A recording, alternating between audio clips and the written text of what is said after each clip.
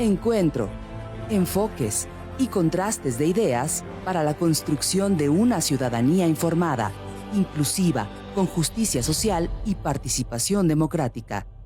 En voz alta. Muy buenas noches, amigas y amigos. Bienvenidos nuevamente a una transmisión más de su programa En Voz Alta. El día de hoy nos acompaña, ya como es tradición, nuestro panelista Arturo Maximiliano y su servidor Carlos Rentería, con un tema, como siempre lo hemos tocado aquí en su programa, de total actualidad. Ahora sí le vamos a echar un poquito de actualidad y de comentario político, literario quizá, Arturo, sí, con un libro que difícilmente ahorita van a seguir o van a conseguir en librerías, porque todo parece indicar que está agotado. Un libro que desde hace aproximadamente un mes, como en las películas, se empezó a anunciar, ya viene, ya viene, ya viene. Parecía que era la gran revelación del sexenio, en ausencia de las películas como regularmente se daba. ¿Te acuerdas que hace algunos años, en la época del PRI, salió la película de La Ley de Herodes, La Ley de Herodes, que hacía la crítica al sexenio priista, y que después con Felipe Calderón salió la segunda entrega, que esa regularmente la gente no la ubica, fue muy buena, que se llama la de Un Mundo Maravilloso. Un Mundo Maravilloso, que hacía, así como era la corrupción del PRI, la del PAN era que ya estábamos en los primeros lugares a nivel mundial de beneficio económico, ¿no? Y viene otra de también de Luis Estrada, que es el director, productor de estas películas, que también está El Infierno, que es una película muy, que muy fue fuerte, la crítica al sexenio de Calderón, ¿no? Sí. Y su guerra contra el narco. Y está, ahora viene una película que me parece también va a salir en Netflix, que seguramente aborda algunos temas ya referente al entorno político actual, político y social, y de los hombres del poder, ¿no? Sí, pero ahora con Damián Alcázar, que ahora ya está totalmente cargado de la 4T, ¿no? Bueno, pues con esa misma sensación que yo recuerdo que se dio en 1999, lo de la Ley de Herodes, venía este libro ya anunciado de Elena Chávez, que le pusieron, a mí me parece un título que no corresponde un tanto con la lectura. Me parece estos títulos que le pusieron ya una vez que estaba escrito, ¿no? Que diera la idea de ser mercadológicamente vendible, que es El Rey del Cash, y que ha estado dominando junto con las filtraciones del grupo de activistas, si lo dije bien, que es Guacamaya, que es las revelaciones que parecen ser las que van a predominar ahora ya en el cierre del sexenio, ¿no? Viene este libro prácticamente al inicio del 5º año de Andrés Manuel, que comienza el 1 de diciembre, ya más allá de su primera mitad. Y bueno, pues nos sorprendió, prácticamente todo el mundo dice que ya lo leyó y tiene algunas revelaciones. ¿Ya tuviste oportunidad de echarle un ojito? ¿Qué te pareció este libro? Mira, por encima he tenido también oportunidad de escuchar, además de la lectura que yo he podido darle, de escuchar algunas críticas muy interesantes y otras que inclusive no ocupa abrirlo, por ejemplo, tú hablabas de estos referentes y otras, en el caso de las películas, que por cierto, el tema de los títulos, pues en las películas también es un tema que siempre se discute. ¿Para qué? Pues para que tenga un atractivo, para que tenga un impacto, para que enganche, ¿no? Por eso es que la cereza del pastel, en muchos casos en las películas, es precisamente el título, ¿no? Que es lo que te puede atraer a las salas. Y en este caso, bueno, pues lo que te puede atraer a comprar el libro, el rey del cash, ¿no? O sea, creo que de alguna forma, bueno, pues parece ser que lo midieron, Grijalbo es la casa editora, y bueno, pues a final de cuentas deciden con este título. El timing, el famoso timing. Tú decías que la Ley de Herodes salió precisamente previo a las elecciones del año 2000 y que si no fue el elemento esencial, sin duda, fue un tema propagandísticamente muy complejo para un PRI que estaba en ante una sociedad que sí demandaba un cambio, que habían sido muchas décadas de dominio de este partido y que finalmente creo que es uno de los elementos sociales que como que acaba de de cuadrar toda esta ecuación de lo que parecía significaba precisamente los gobiernos encabezados por el PRI y que se reflejaba en una extraordinaria película cómica, dramática a la vez, ¿no? Que es La Ley de Herodes. Pero aquí el timing evidentemente no es coincidencia. O sea, a ver, antes de entrar al contenido y de tratar de valorar algo que no podemos siquiera afirmar como que es la verdad indiscutible, me parece que el tema del timing no podemos creer que es una coincidencia, es algo seguramente que se estuvo platicando, que se estuvo haciendo algunos borradores de lo que podría ser el libro, seguramente un tercero entrevistó a la misma periodista Elena Chávez pues para ver exactamente qué tipo de material y si daba para lo que hoy es una realidad, para un libro, y en qué momento sacarlo, ¿no? ¿En qué momento? En términos de ventas, por supuesto, porque es lo que a la editora le ocupa, y por supuesto igual a la escritora en un momento dado, porque pues, seguramente le pagaron por hacer el libro y también se le pagan las regalías conforme a las ventas, ¿no? Entonces seguramente, claro, hay un elemento donde se busca que despierte ese morbo, ¿no? Y que se va construyendo, pero el momento en que pensaron que podría generar ventas, pero también yo creo, siendo un poquito mal pensados, Charlie, pues que podía hacer daño, ¿no? Y cuando, pues, cerca de las elecciones. Creo en general, para también escuchar tu punto de vista y poder seguirlo rebotando, que este libro lo que desata es una guerra de credibilidades, ¿no? ¿A quién le crees tú? A la periodista, una persona que debemos decir, creo que en el escenario político, periodístico, pues no existía hasta antes de este libro, por lo que no hay necesariamente un referente con respecto a este elemento tan importante, que es el sustento de la credibilidad que da una trayectoria personal. ¿Y a qué se contrapone? Pues a la verdad del presidente, ¿no? La señora Elena Chávez, periodista, dice en su libro, sucedieron esta serie de eventos, yo fui testigo e inclusive en carne propia yo lo viví, hablando sin adelantarnos mucho, pues del diezmo que daban, y por parte de la presidencia, pues la negación e inclusive un tanto cuanto el ataque, ¿no? Precisamente esta credibilidad de los porqués de escribir este libro, ¿no? Y se apunta mucho a estas cuestiones más sentimentales, más de despecho, y parece que por ahí se quiere canalizar. Pero de entrada, yo insistiría en rematar que es un asunto de credibilidad. ¿A quién le crees? Y bueno, ya luego vendrán otros temas que seguramente vamos a ir desarrollando a lo largo del programa. Es que yo he tenido la oportunidad de leer prácticamente todos los libros que ha escrito Andrés Manuel. No sé si sean todos los que he escrito, pero los más recientes, desde que intentó la primera vez ser presidente de la República hasta el último que escribió ya siendo presidente. Y la realidad es que no había yo he escuchado, salvo, digamos que la voz de sus enemigos, una cosa valiosa que sí me parece que tiene este libro es que lo escribe alguien de adentro. No es, desde luego no es un ejercicio periodístico, o sea, quien nos está escuchando y tenga la necesidad de comprar este libro o la curiosidad, no va a encontrar un ejercicio como los que escribe, por ejemplo, relativos al narco Anabel Hernández, por ejemplo, que tienen pruebas, que tienen testimonios, que tienen un contenido de investigación. Sí. Este es un libro que es un testimonio, es lo que ella vivió. Y lo vivió de cerca en el círculo de la intimidad de uno de los principales colaboradores del presidente, que a lo que se refiere en el libro, y que es lo que sí conocíamos, que es una de las personas más cercanas en el trayecto de la carrera política de Andrés Manuel de cerca del 2000 al 2018-19, que por cierto comete un desliz, ¿no? Muy parecido al de parecería ser el mismo pecado que cometió un queretano, ¿no? Que es hacer ostentación de uno de sus, ¿cómo lo podríamos llamar? ¿De una boda o de un evento personal? Sí. Que choca precisamente con este discurso de austeridad que sale en una revista que es la Boda, no sé si la segunda o la tercera. En el Hola. En el Hola. La versión mexicana, entiendo, ¿no? Lo que se vende en México. Parecería que es la segunda o la tercera vuelta de este personaje y prácticamente lo relegan del equipo de Andrés Manuel, que es César Yáñez, y después regresa ahora como subsecretario de Gobernación.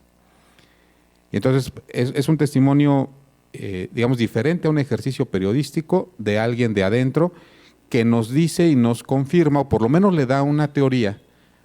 La gran pregunta es, ¿de qué vivió Andrés Manuel todos estos años? Quienes han participado en política o quienes hemos participado en política en estos últimos años, sabemos que los ejercicios de participación política desde luego no son baratos. Y entonces si una campaña regularmente suele ser muy cara, pues siempre surgía la pregunta de dónde se mantiene una campaña permanente prácticamente del 2006 al 2021. O sea, son cerca de 15 años, si estoy haciendo la suma bien, 2006-2021, en donde dice, bueno, ¿de dónde salieron todos los recursos para sustentar un equipo como el que refiere la autora de este libro, ¿no? Que era pues, prácticamente pagos de 20,000 pesos mensuales y después lo subieron a 50, y la forma en la que ella relata que se financia. Yo he escuchado a algunas personas que no están tan metidas en el tema de la política y que han tenido posibilidades de hojear el libro y les causa repulsión todo lo que leen, que es muy parecido a todos los que se han escrito más o menos parecidos. Yo recuerdo un libro que no fue escrito por alguien cercano, fue escrito por él, que fue el de Roberto Madrazo, que se llama La Traición. Y prácticamente uno que lo lee dice, bueno, pues está la otra parte de la elección del 2006, o sea, la que vivió el PRI en boga de Roberto Madrazo. Aquí hace algunas menciones de lo que vivió Andrés Manuel en la elección del 2006 y cómo se preparó la llegada, por ejemplo, de Calderón y las grandes traiciones.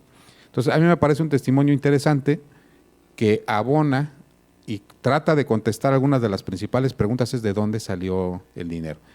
¿Cómo lo sacaron? Pues eso yo creo que ya todo el mundo lo sabía, ¿no? Pero aquí viene algo interesante, menciona a muchas personas que no se han pronunciado al respecto, ¿no?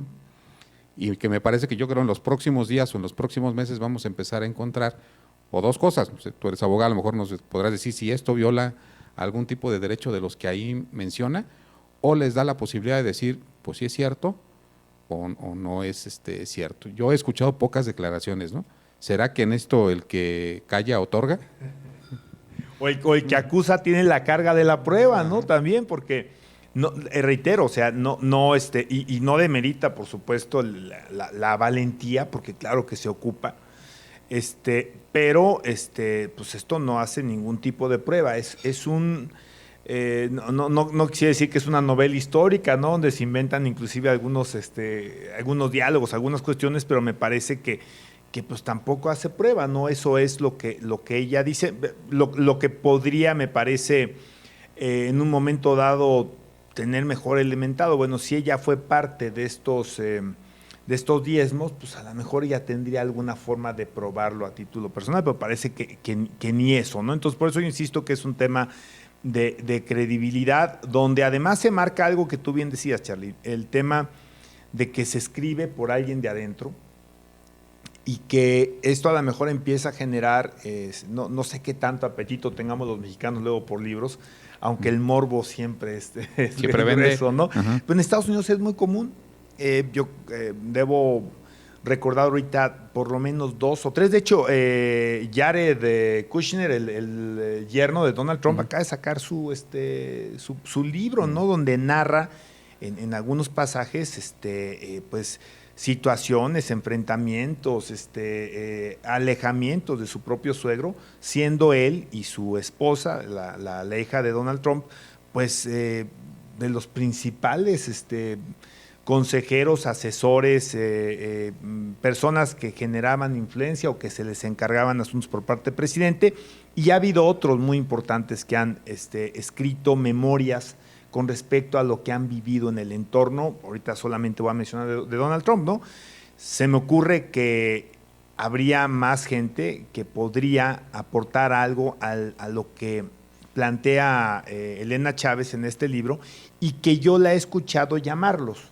No decir, bueno, si yo no he generado esta credibilidad, pues llama a los políticos, mujeres, hombres involucrados, particularmente en el PRD, que pudieran salir a declarar con respecto a estas situaciones, si son o no reales, si ellos participaron como funcionarios, si ellos lo vieron, conocieron, se indignaron, lo denunciaron, ¿ante quién? No, me queda claro que no ante instancias judiciales, ¿verdad?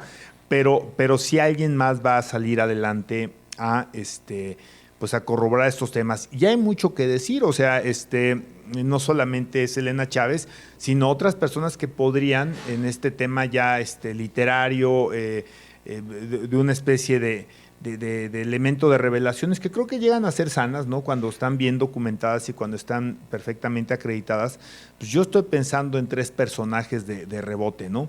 Y trataré de no salirme mucho. Germán Martínez. ¿Que lo menciona? Y que denunció además en su momento también razones por las que él se fue, pues quizá valdría la pena que se ampliara, ¿no? ¿Por qué? En un ejercicio literario, en una cuestión que fuera publicable.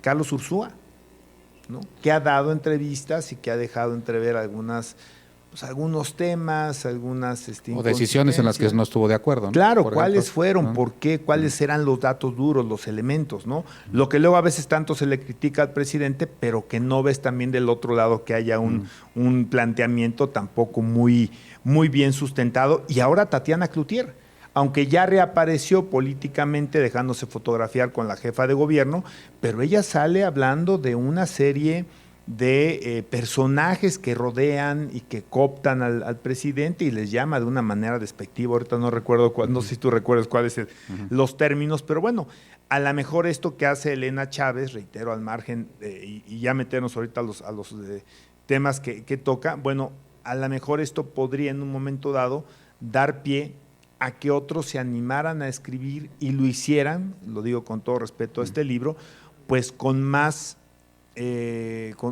bases, con más inclusive datos irrefutables que no dieran lugar a duda con respecto a lo que ahí se pudiera contener, ¿no? Fíjate que aquí yo creo que todavía falta mucho por escuchar, falta que muchas de las personas que estuvieron involucradas desde luego se pronuncien, pues por lo menos para decir, bueno, creo que no es cierto, que no ha sucedido, o sea, porque pues, más bien han guardado un poquito de silencio. Quizá como parte de una estrategia, quizá tuvieron acceso al texto, o quizá parte de lo que se diga ahí es cierto.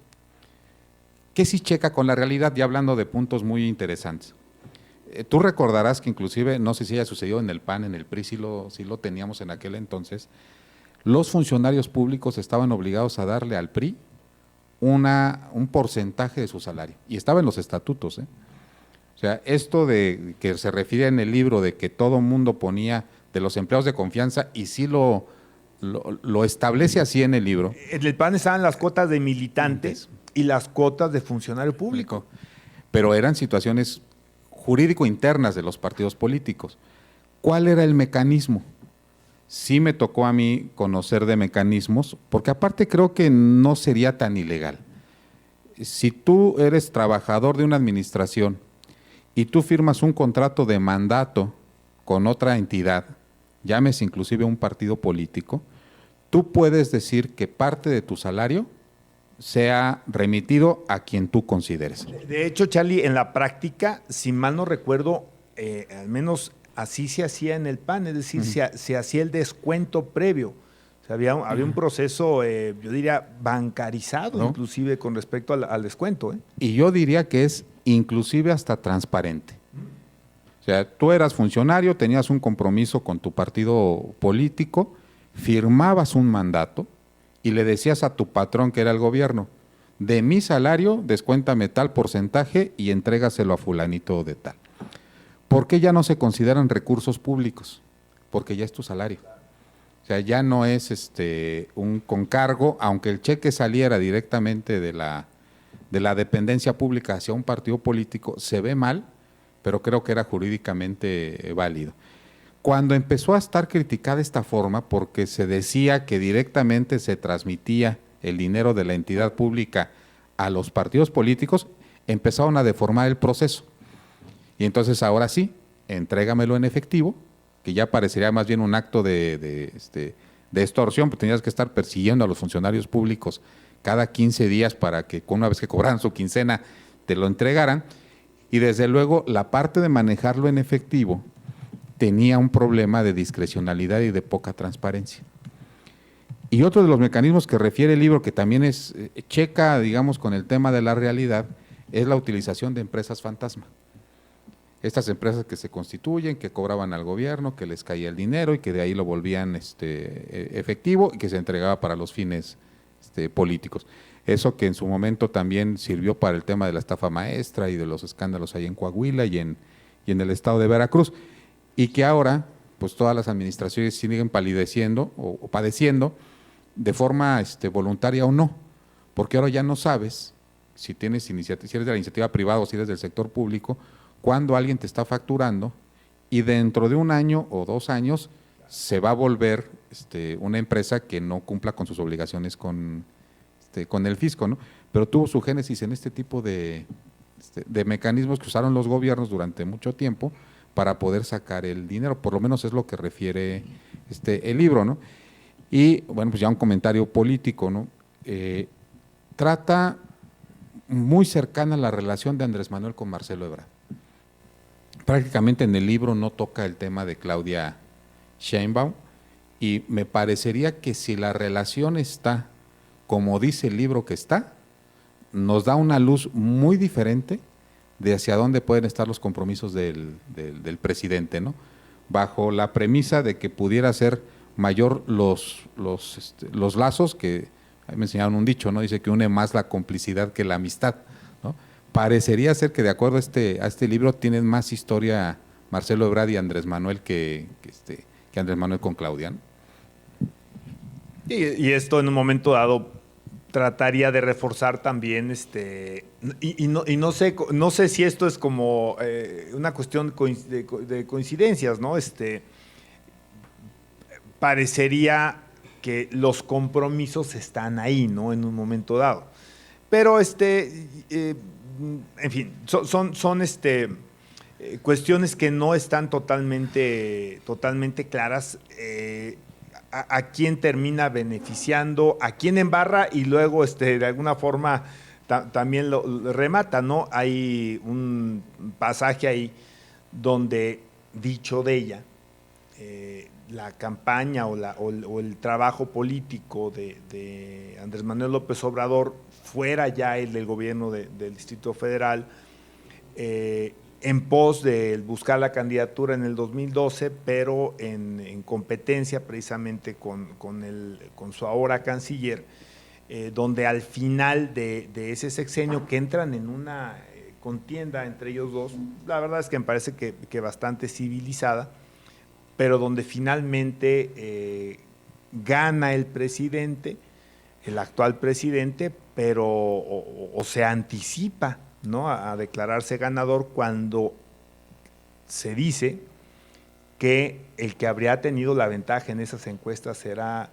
Ebrard, y que a partir de ahí, eso es lo que dice el libro, estamos platicando del libro, cierran la llave de la jefatura del gobierno en ese tiempo todavía del Distrito Federal, y deja de fluir para mantener este movimiento, por haberse sentido, de acuerdo con el libro, haberse sentido pues engañado de alguna manera, o haber estado apoyando un movimiento donde finalmente pues no se reconoce lo que se supone sucedió, que es que Marcelo Ebrard habría ganado las encuestas y que le dan una especie de madruguete, y él decide respetarlo, pero según esto cortan entonces la llave, ¿no? Pero fíjate que ese tipo de cosas son las partes del libro que no creo.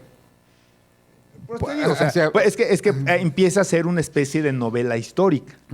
Porque si eso hubiera sucedido, o sea, si una acción así, que sí las he conocido, o sea, de jefes políticos fuera del ejercicio del poder, que dejan a alguien para que después de ahí se sigan surtiendo de los instrumentos materiales, financieros y políticos necesarios para seguir un proyecto, y que el que se queda a cargo de la tienda cierra la llave, es pecado mortal. Si eso hubiera sucedido, Marcelo no estaría… lo hubieran perdonado. No, ya no se perdona ese asunto. porque el que falla en lo poco, pues falla en lo mucho. Entonces, yo creo que esa parte no es tan así. Yo no veo un cierre, sí veo un acto de molestia, pero finalmente fue un acto de disciplina, porque en esa elección, que fue en la que menos posibilidades tenía Andrés Manuel, que fue cuando va contra Peña Nieto y el PRI gana por una muy amplia diferencia. Entra a la baja y continúa a la baja durante toda la campaña. Entonces, no le veo un corte ahí de parte de quien podría ser su aliado político de esa manera, pero bueno, es muy interesante ese capítulo porque si lo alcanza a vivir y dices, bueno, berrinche y luego se contentó y siguió surtiendo, ¿no? Pues, Chale, cada quien le gusta recordar a veces la historia como nos parece conveniente, ¿no? O como dicen, ¿no? Todos somos el malo en la historia de alguien. Sí, exactamente, ¿no? Y seguramente el bueno en la de uno, ¿no? Ajá. Entonces, aquí efectivamente, o sea, ¿qué tanto? Y esto es natural, pero el problema es que este libro se convierte en un libro de denuncia y toca y embarra y ensucia pues personas muy importantes hoy en el ambiente político gubernamental, y qué tanta carga también puede tener sin necesariamente decir que nada de lo que dice pudo haber sucedido. Quizá ahorita entrar a algunos detalles de lo que es la política en términos del financiamiento, pero también qué carga de afectos y desafectos puede tener. Yo estoy seguro que una persona tan vinculada en el entorno de este grupo político, pues tuvieron una serie de roces sociales, de vinculación fuera ya de las oficinas, donde unos te caen bien y otros te caen mal, ¿eh?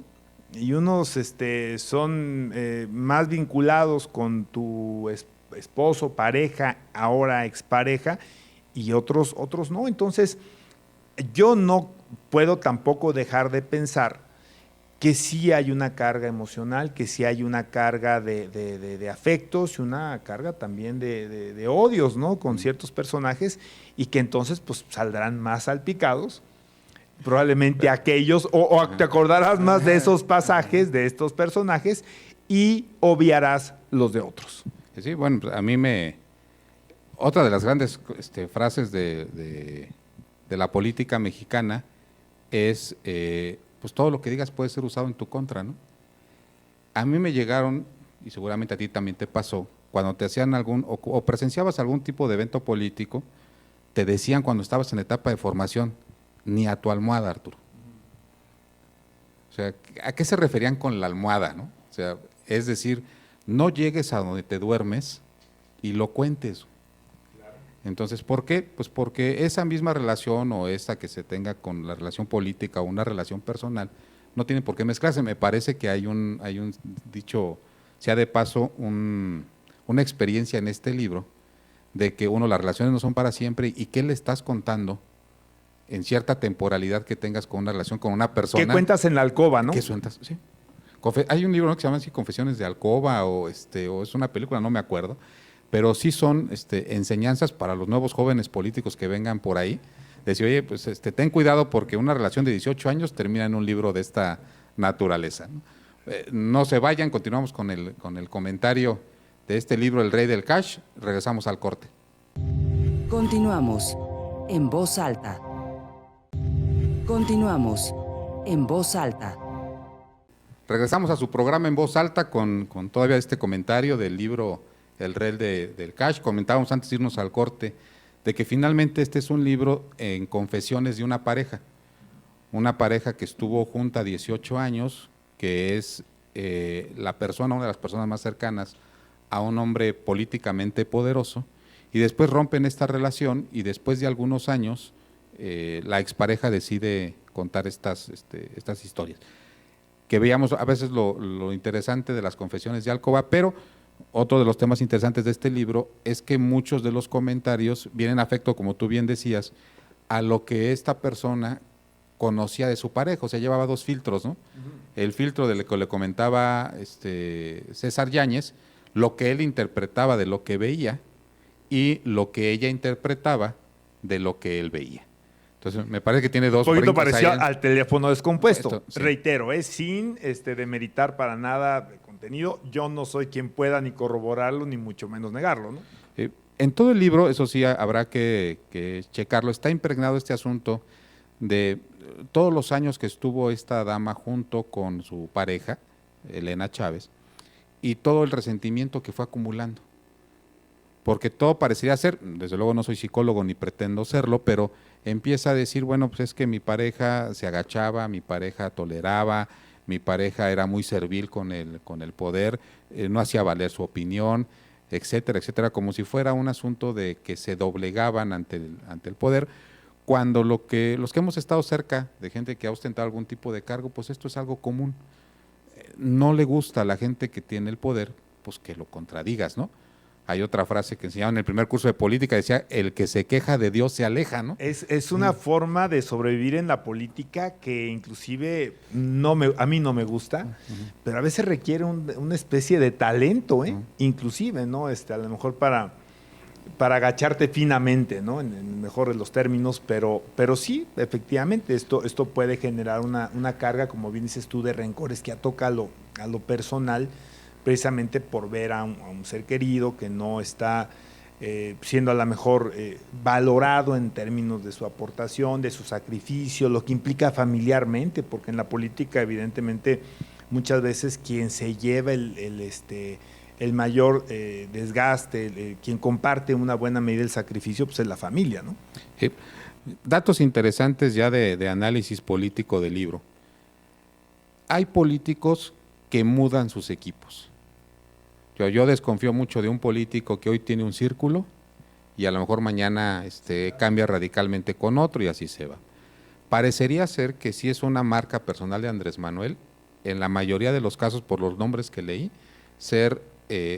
corresponder a la lealtad que se le manifiesta con los ascensos en la administración pública. Yo, antes de leer el libro, no me explicaba yo cómo es que algunos habían llegado a ser secretarios o gente de mucha confianza de Andrés Manuel.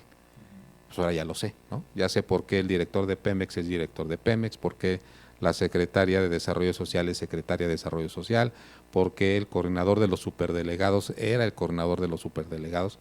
Me queda claro también por qué dejó de serlo. Me queda claro también desde adentro un caso bien interesante que se dio en el 2006, que se vio aquí en Querétaro y que también el libro lo aclara, es el gran descuido de la estructura electoral de Andrés Manuel en esa elección, que permitió que le hicieran o supuestamente le hicieran lo que dicen que le hizo, ¿no? Y que sí hubo un responsable adentro del equipo que le cortaron la cabeza y que a la postre falleció, generándole un gran sentimiento de culpa, según el libro a Andrés Manuel. Entonces sí tiene eventos que son pequeñas piezas de un que a mí en lo particular sí me sirvieron para poder aclarar muchas cosas, ¿no? Fíjate, Charlie, qué valioso esto, porque puede ser de las partes para mí más rescatables de este libro, ¿no? A mí me gustaba mucho de muy joven. Había un libro que no sé si se sigue editando que decía ¿Quién es quién en México?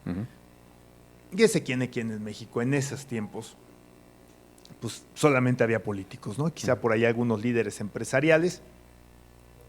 Y es tanto cuanto las trayectorias, y a mí me gustaba tratar como de cruzar, ¿no? ¿Dónde es que embonaban estos personajes con quienes tomaban las decisiones, particularmente con el presidente de la República, y por qué estaban donde estaban? Hoy, por ejemplo, si nosotros nos vamos meramente a los temas curriculares, que a veces inclusive son un tanto cuanto escasos en algunos funcionarios de la administración, lo que creo que este libro también viene a revelar es precisamente lo que tú comentas, ¿no? Dónde se construyeron estos grupos, estos vínculos políticos, dónde están los agradecimientos, ¿no? Del propio presidente, las confianzas. Se habla mucho de que en este momento, y esto no es ni siquiera cercano a una crítica porque sucede mucho, donde el Ejecutivo empieza, y puede pasar también en los estatales o en los municipales, empieza a estrechar su círculo de trabajo con sus más allegados, ¿no? Históricamente. Entonces, creo que esta es una aportación bien interesante también del libro, ¿no? ¿Quiénes son estos personajes que hoy están encabezando distintas secretarías y dónde se encajan y cuáles son los momentos trascendentales donde el presidente genera este tipo de relaciones que hoy pues las refrenda desde la presidencia de la República. Pero fíjate, situación interesante. Él dice, yo compito en el 2006 cuando era un claro competente, yo creo que de sus mejores años, y luego para el 2012 viene, digamos que la peor de sus elecciones. En el 6 hace su gabinete alterno, ¿no? Que por alguna razón eran 12, ¿no? Su gabinete legal, ¿cómo le llamaba? El gobierno legítimo.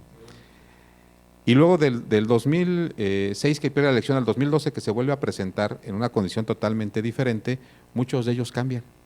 Si tú ves su gabinete legítimo, que lo menciona el libro, que me hizo reflexionar, dije, pues sí es cierto, muchos de ellos, si no es que la mayoría, no están en el gabinete de esta... En algunos casos influye la edad, aunque no ha sido un freno, digamos, hay gente muy adulta, hay funcionarios de primer nivel de más de 90 años, pero en algunos sí ha influido, ¿no? Por ejemplo, estaba Berta Luján, no recuerdo en qué secretaría la traía en su gabinete legítimo, pero llega la hija, ¿no? Estaba Mario Di Constanzo, que era en la Secretaría de Hacienda, y que finalmente terminó siendo uno de los detractores más grandes de Andrés Manuel. Uno de los grandes críticos del presidente. Del presidente, pero en aquel entonces ahí estaba. Entonces, me parece que la gran muda de equipo, por lo menos en esta etapa, se dio en la elección del 2012. Establece, por ejemplo, también una muy buena explicación de por qué Bartlett dentro del equipo, ¿no? Ella lo argumenta a que cuando dejó de fluir el dinero de donde dejó de fluir, el PT fue solidario en este tipo de asuntos y, bueno, pues a cambio se metió el esquema de que incluyeran el Bartlett en el equipo y, bueno, ya seguramente la capacidad de este personaje hizo que se encumbrara hasta llegar a la Comisión Federal de Electricidad. Otro caso, insisto, que me parece relevante es lo del director de Pemex. Entonces parecería que no tiene explicación un ingeniero agrónomo en Pemex, pero no está ahí, por lo menos en lo que se puede deducir del libro, para cuidar los litros de crudo, sino más bien el tema de las finanzas y un asunto del personal que se vaya a vigilar, pues había sido el oficial mayor de Andrés Manuel. Gobierno. Y luego, de lo que sí aporta muchos datos, curiosamente, es el tema de la línea 12. Parecería que tiene cierto sesgo el tema del libro, hacia cargarse, hacia hacer una crítica mayor al tema de Marcelo Ebrard. Entonces lo esquematiza muy bien, es de los que más datos tiene con una precisión importante. Entonces yo no dudaría en este sospechosismo del que hablaba Santiago Krill, de que inclusive si haya habido alguna ayuda de gente de adentro para que este libro saliera publicado, digamos que envuelto en un golpe para Andrés Manuel, pero en un dado, digamos que cargado para el tema de Marcelo Ebrard. Es que lo puedes interpretar, ¿no? Yo tratando de jugar con lo que está ahí en el libro. Una conclusión puede ser pensando hacia la sucesión, porque a ver, este libro tiene que ver todo con la sucesión, interno con respecto a Morena y tener algo de elementos también para la oposición, para de alguna forma levantarse y decir, pues con esto y con los Guacamaya Leaks, pues nos da algunos argumentos que políticamente, y esto creo que ha sido criticado por muchos analistas, la oposición no ha logrado cuajar, ¿no? O sea, no ha logrado tener argumentos y parece que necesitan la ayuda, ¿no? Y ahí viene este libro, viene los de Guacamaya Leaks. Pero pensando en la sucesión y en este libro, a ver, en lo interno, me parece que lo que hace en su dicho, reitero, en su dicho es un vínculo muy importante entre el presidente y su canciller en términos de la construcción del proyecto del presidente y particularmente en los momentos más complejos que fue 2006 a 2012. El que no incluya a la hoy jefa de gobierno, Claudia Sheinbaum, ¿es bueno o es malo? Pues, a ver, interprétalo. Una interpretación puede ser, no le debe nada. Una interpretación puede ser eso, ¿no? Y entonces, vaya, o otra interpretación puede ser, a ella la dejan limpia, ¿no? O sea, entonces es una cuestión de cómo se va a utilizar esto, cómo cada quien le va a dar su spin, como se dice en el tema político, ¿no? Estrategia política. Bueno, ya veremos cuál es finalmente la deducción que se hace entre la gente que quiere saber algo muy importante, Charlie. O sea, los apostadores de la política, para bien o para mal, que quieren saber quién va a ser el candidato Morena, ¿no? Pero fíjate, en ese punto es muy interesante, porque el tomador de la decisión va a ser uno. Sí, por eso el libro podría ser tan relevante en ese sentido, porque esa persona aparentemente tiene vínculos muy fuertes con personas de nombre y apellido que están contendiendo, y aparentemente no lo tiene con otros que están contendiendo, a pesar de que hoy parecería dar una idea, o se ha interpretado así, que hay un cierto favoritismo, ¿no? Entonces, te digo, ¿cómo lo interpretas? ¿Como que dejan fuera a la jefa de gobierno porque no tiene, digamos, cola que le pisen en estos temas, o que la dejan fuera porque no tiene un vínculo de compromiso político, no hay una deuda con ella con respecto al señor que toma la decisión? Yo creo que porque todo parece indicar que en esta etapa de Andrés Manuel presidente, Elena Chávez ya no estaba en ese círculo. Y yo creo que hasta inclusive un poquito antes, ¿no? Porque lo que ella refiere es que pues César Yáñez se casa con su nueva pareja el 18. En el 18, o sea, prácticamente ganando. Entonces es posible que no tenga la película actualizada. Habrá que preguntarle a la nueva pareja de César Yáñez qué es lo que sabe, pero parecería que no tiene la película actualizada. Yo lo vería como si en un libro de todo mundo se habla mal, yo ya gano no estando. Porque nadie va a consultar este libro para ver de quién habla bien. Pues de hecho creo que no habla bien de casi nadie, ¿no? O sea, no hace una distinción y dice esta persona si era honorable o esta no se prestó. Bueno, te voy a decir de quién parece ser que habla implícitamente bien, del propio César Yáñez. No, o sea, me parece que él no está en este esquema de, digamos, del grupo de los malos, por así decirlo. Pero yo no sé qué preferiría, güey, porque que te llamen incapaz por una palabra que no puedo decir al aire, o que te llamen del otro asunto, ¿no? Yo creo que nos va a dar una ventanita donde están los amores del presidente, los compromisos o las lealtades, ¿no? Sobre todo en lo que ella dice que es uno de los valores que más aprecia él, que es quién contribuyó.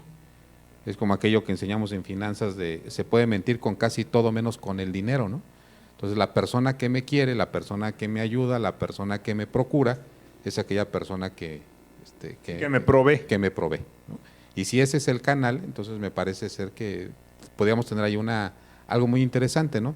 Yo no sabía, por ejemplo, la relación estrecha del presidente Morena actual, de Mario Delgado, con Marcelo, o la relación operativa que dicen que tuvo con el presidente de la República, ¿no? De que era el vínculo para entregar los recursos. Eso explicaría por mucho por qué le encargan el partido. ¿Sí? Interesante el comentario.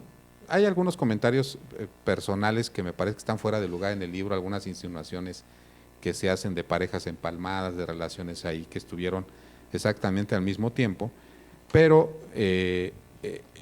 yo creo que es valioso en términos que nos da esta pequeña ventana. Ahora, una de las cosas que sí dice, también implícitamente, es que, voy a poner dos ejemplos, ¿no? El caso del presidente del PRI es un apropiamiento del recurso público para un beneficio particular. Y se le descubrieron sus carros, sus casas, sus cuentas bancarias, en general.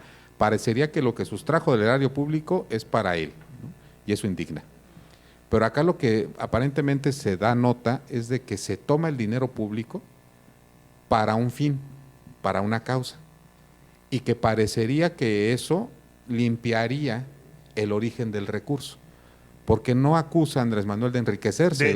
No, y además creo que eso sigue siendo una fortaleza importante del presidente, Charlie. O sea, a pesar de este libro, no hay un vínculo directo al presidente que lo muestre como una persona que se ha enriquecido a base del ejercicio público, ¿no? Se ha empoderado, por supuesto, y muchísimo, pero no se ha enriquecido, que eso es lo que creo molestaría más a la gente, ¿no? Esta situación.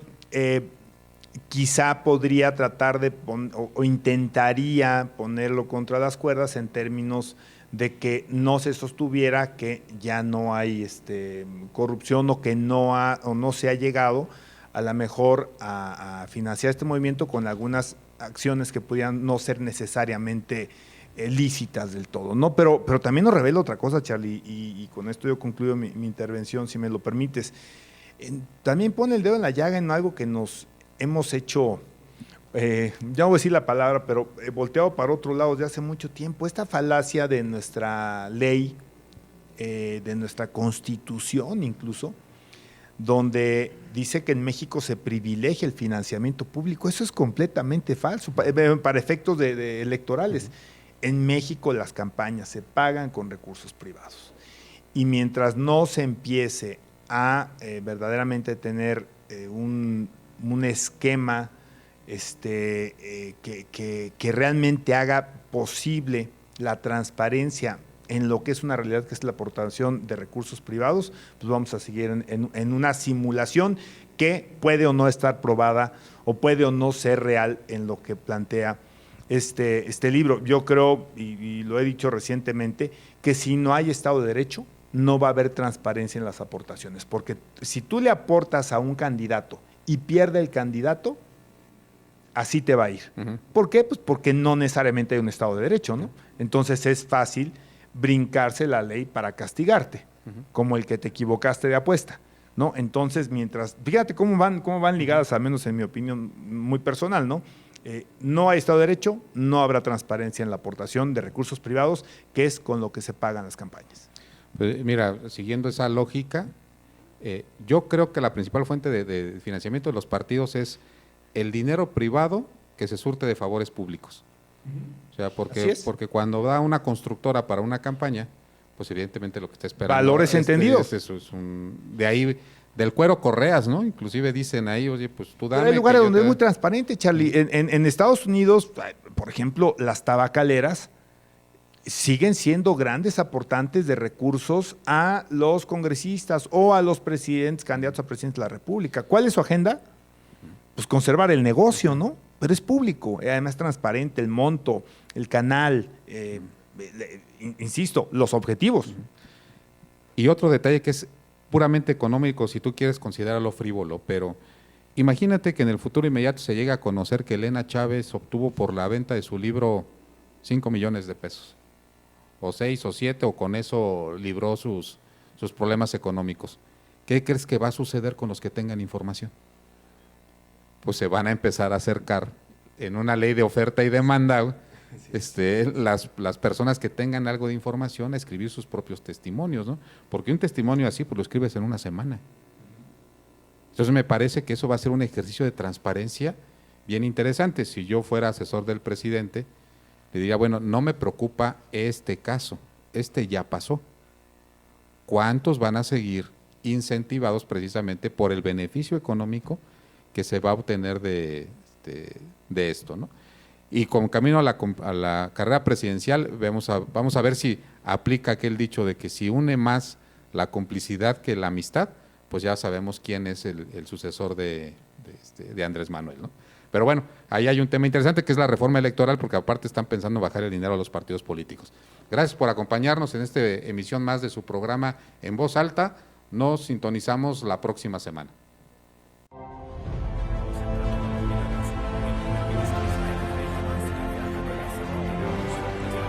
Gracias por acompañarnos en esta emisión. Esto fue En Voz Alta.